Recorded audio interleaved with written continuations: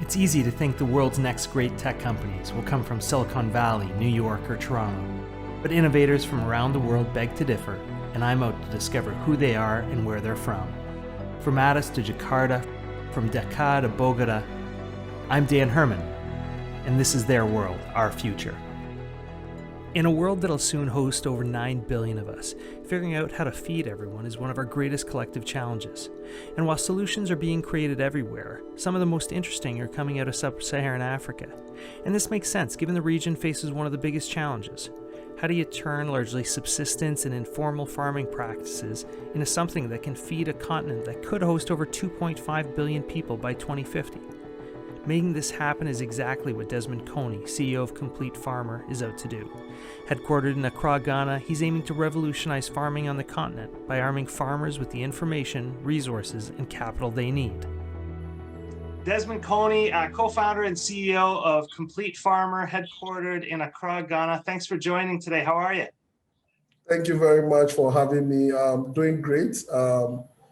Looking to take over the continent. So, yeah, doing very good. Doing very good. So let's talk about that. So farming is one of, if not the most important part of the entire sub-Saharan African economy. I've got a stat here, 23% of sub-Saharan Africa's GDP comes from farming. About 60% of people on the continent are involved in smallholder farming, and you want to revolutionize this. Tell me, what part does a Complete Farmer play in this huge part of the economy?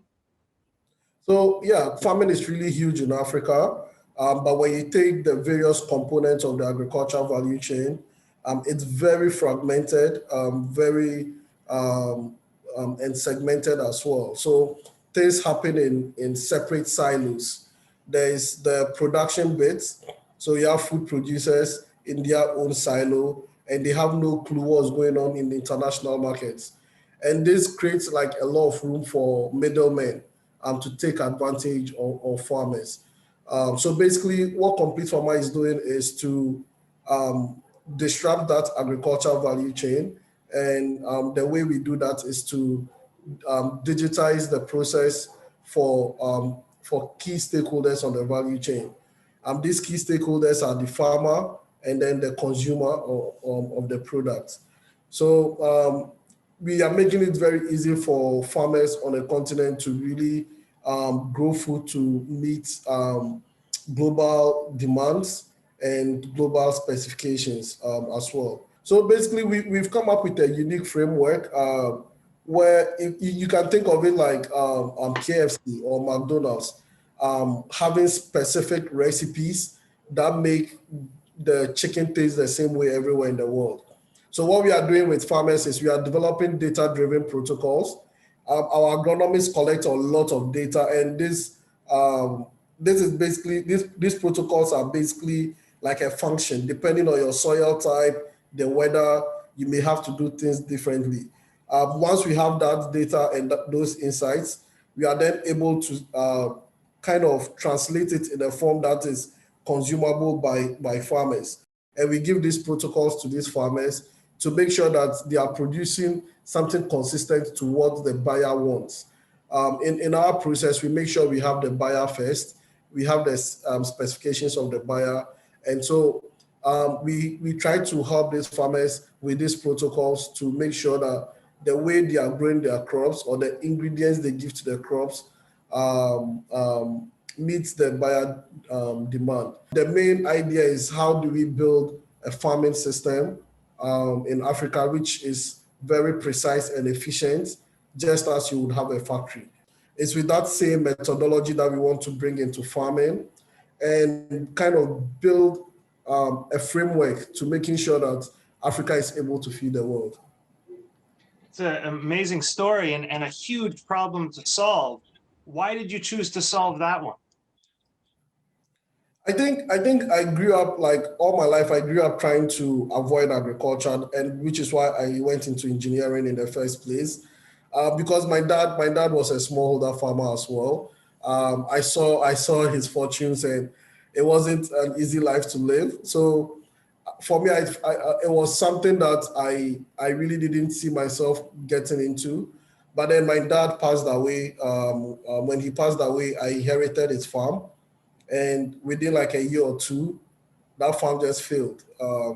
And so the engineer in me basically tried to like think through the problem. What could we have done better? And because I'm coming from a mechanical background or a production background, it's it's kind of self-defeating to think that you couldn't handle such a production. So I think that started a journey for me to like figuring out what's wrong with agriculture in Africa in the first place, and how do we make it better. Now, when we spoke the other day, you were in one of your neighboring countries in West Africa. Yeah. How many people are you helping to revolutionize their farming? We've been able to do this for about 2,000 farmers in Ghana. This year, the target in Ghana is to do this for up to 10,000 farmers on the platform. In Togo, we started Togo as a pilot to see how to then scale the model into other parts of Africa. On the platform, we get demand from different commodities. And in Africa, different places grow different commodities.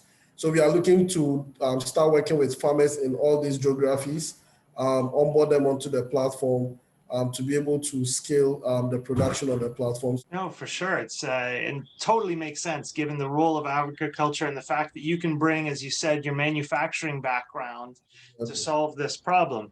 Now, that your background notwithstanding, you're in Accra, the capital of Ghana, a rapidly developing country in West Africa. My wife and I were there a few years ago. We loved it.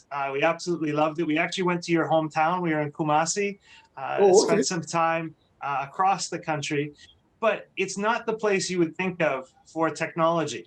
What's it like to build a startup in Accra right now? Can you find the talent you need to build out the data systems, to the developers you need to build out these systems? Can you find the resources you need to build this? I think in Ghana or in most parts of Africa, we are really innovating for survival. And so people have like a true purpose and passion for what they do. And I think once you're able to find that in Accra, helping people develop these skills becomes much, much easier. Because of the internet, we are able to tap into other ecosystems like in Silicon Valley to provide training for some of these people that you have. And I also think the education system has quite been helpful in Ghana. There's been a lot of focus on STEM courses. So you have a lot more graduates in computer sciences who have the basis or a starting point for career development. And that's what we are beginning to see. And the country itself, in terms of doing business, I think it's one of the best places in Africa to do business.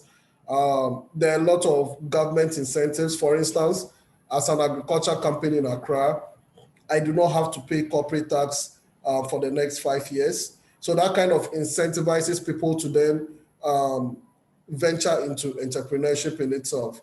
Well, and you're not alone in thinking this. Twitter just announced a couple of days ago that they're going to put their first African headquarters in Accra. And maybe this starts to change the perception that people outside of Africa, outside of tech, have about Accra. I think, it's an economy that has traditionally been geared around resources, be it cocoa, oil, gold. Is technology the next thing for Ghana? I think so. I think technology is becoming the next commodities. I mean, some of the solutions that are being built in the ecosystem is fantastic. And the good thing is that because there is some infrastructure deficit, Africa becomes the place where you have all of these exponential technologies being developed. In other places, you would have to really take down what is old and build what is new. But in Africa, you can easily start with what is new. And we are seeing a lot of interesting solutions from blockchain technologies to using AI and artificial intelligence in sectors like mining, agriculture, energy. I think this is something that would be the next export for the continent. There's so much demand, there's so much opportunity for Africa. I really think in the next 10 to 15 years, Africa should be feeding a large population of the world. I think the opportunity is huge, and these technologies are making it easy for us to now access the opportunity to easily improve processes on the fields as well, and also making it easy to reach markets. So I really think it's the time is now for ag in Africa. I learned something pretty neat in making this episode. Every day, the world's population grows by 200,000 people.